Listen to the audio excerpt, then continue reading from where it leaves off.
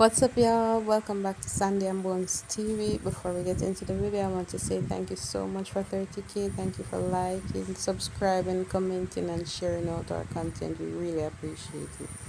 So, this video, I'll for sure you say, don't take things from people for ease. If we end up in a certain things, if you know, you know. I'm not gonna really say so much, too much about it. I want to know just watch it and listen and leave in the comments down below. And also you can check out Rebecca's journey on TikTok so you can hear more of our story. Okay? Did you not? The mango rotted, as if it had been outside for so long. Girl, let me raise you a story that my grandfather told me.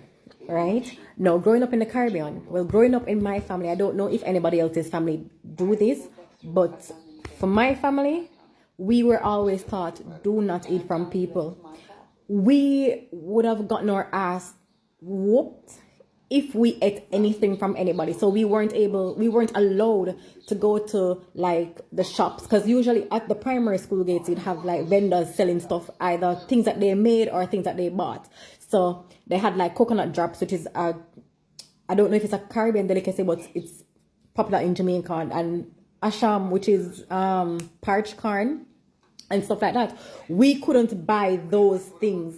We could have bought like the biscuits that came pre-packaged, but we were told, do not eat anything from anybody, do not buy anything from anybody. We were given snacks to take to school, we were given our lunches. We weren't allowed to eat anything from anybody, right? No. I prefaced that to say this. My grandfather told me a story about my mom. No, my mother was a bright kid, like all A's, right? And there was this lady that did not like our family. A matter of fact, in the community that we grew up, they barely liked us. I don't know why. I don't know what the beef was with my family and everybody else. But anyways, and the lady gave my mother a mango.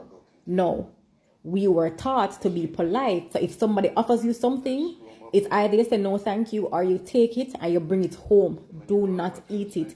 If it's like electronics and stuff like that, you have to take it back. But like food, you don't want to be rude to the older folks. So they gave my mother a mango. Now when my mother got that mango, she started fainting. Right? She didn't know what it was, but she just started fainting. She's like, okay, cool. So she went home, because people carry her home when they saw her fainting on the road. And she went home and she gave her father, which is my grandfather, the mango. Well, she gave her mother, actually, and told the mother who gave it to her. And the mother said, okay, cool. The mother took the mango and gave it to her husband, which is my grandfather, and then told her where she got the mango. When they took the mango from my mother and they were watching her, she wasn't fainting anymore. But then my grandfather took the mango and then put it down, because he's like, okay, I'm going to watch this mango. Because they knew who gave the mango to her, and they knew that that lady had beef with our family. So he put the mango down, and within a couple of hours, the mango was rotten. Like worm, rotten out, black. The mango was rotten, right? Because that lady wanted to kill my mother. Another story, same lady. The lady, because in my community, it's a farming community, rural farming, right? So the lady gave my grandmother a piece of yam. And my grandmother like, okay, cool, thanks. But my grandmother knew the beef, and she also don't take anything from people. So she took the yam and she told her husband, which is my grandfather, you know, XYZ gave me a piece of yam. He's like, okay, cool. He took the yam, he looked at it and was like, you know what, I'm going to plant it, because my grandfather is a farmer. My grandfather took the yam and he planted it. Time said, I'm not going to eat it. So he took it and he planted it.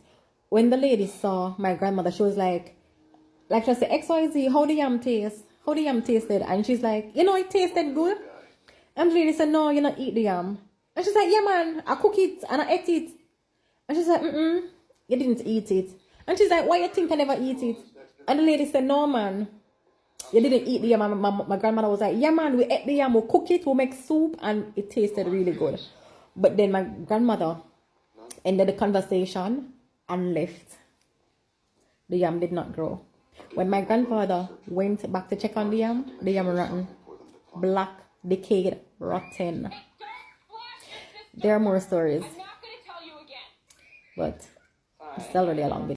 Definitely. This is how I almost got caught in a trap that wasn't even set for me. But like I said, in my life, I went through like a series of just me escaping death. It seemed like something was just trying to take me clean out ever since I was a kid, son. And that stuff recently just stopped. And get this, y'all. And each time that I almost could have gone, each time was due to my own naivety. Like, I don't even know what to blame it on. This one happened later on in life. So I was in college. I must have been 20, turning 21. Now, I know some of y'all remember that story time that I told about that lady that my father used to date who could see dead people. She's tied into this story. So around that time in college, I was working out a lot and I was, an athlete. I was on a cheerleading team and I was also personally going to the gym a lot to work out. And every single time I work out, I am such a huge fan of fruits, vegetables, and things like that, right? So even though I live with my father and the woman, they were like traditional Haitians, so they didn't really fill up the fridge like I would want it. So I used to spend my money and go buy the things that I want to eat. Now, here's the thing.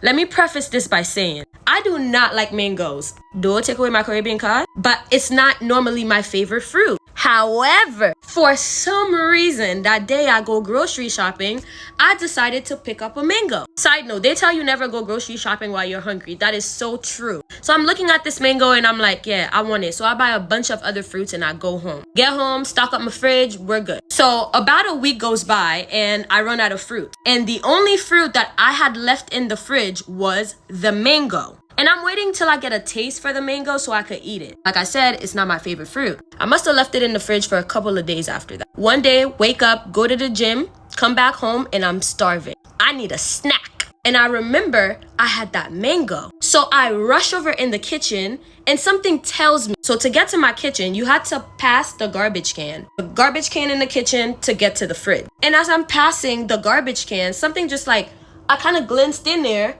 I'm looking at the garbage and I'm like, who the fuck threw away my mango? I'm sick because I'm like, who told y'all to throw this away? Like, I know it's been sitting in the fridge for like a week and 2 days, but like I was gonna eat it. So without thinking about it, I picked up the mango from the garbage, washed it, and I'm about to go ham. And as I'm about to go ham, I decide, nah, I need to get to the bottom of who was disrespectful enough to go in the fridge, take my mango and throw it in the garbage. So I go to my daddy girlfriend to ask her, like, did you throw this away, girl? It's not even rotten. Like, why would you do that? And I walk up to her and I'm holding the mango. And she has this reaction on her face, like, what are you doing? I was like, why would you throw out my mango? She was like, I didn't throw out your mango. That's not your mango. So I'm like, I had a mango in the fridge and I walked past the garbage and it's in the garbage. And she said, then your mango should still be in the fridge. So I'm thinking she playing tricks on me. So I walk over to the fridge and I open the door and my mango was in the fridge for real. So I walked back to her and I said,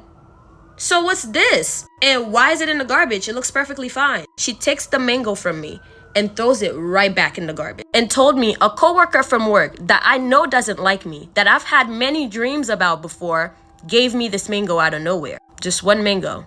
She just gave it to me. I don't trust it, so I threw it out. Me being Haitian, I'm holding this shit. I said, all right. I don't need to hold it. Cool.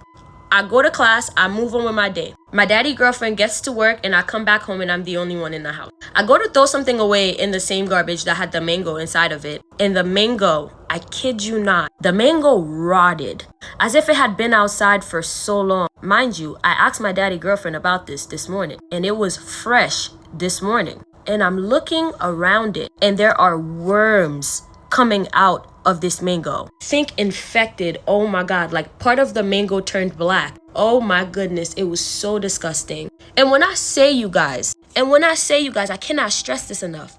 I literally almost ate the freaking mango. The only thing that saved me from eating that mango was because I was feeling argumentative. I wanted to confront somebody because how dare you throw that I bought with my hard-earned money in the garbage. And it was just so dumb because why would I think that that's the mango that was mine? Why didn't I just check the fridge it just all happened so fast. But what I knew for a fact was I was about to eat that mango. And there's another time. This time I was a kid. I must have been like 6 or 7. And I almost took myself out. The only thing that saved me was the voice in the back of my head. And I felt something hit me. But that's another story for another day. Thank you guys for watching this. I wanted to give you guys a little bit something before I go to work.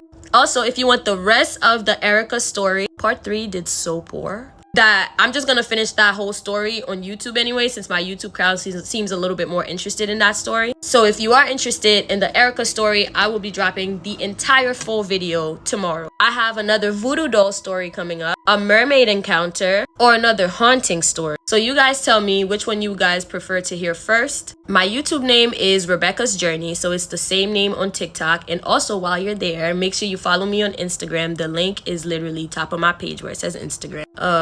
Thank you guys for watching. Bye.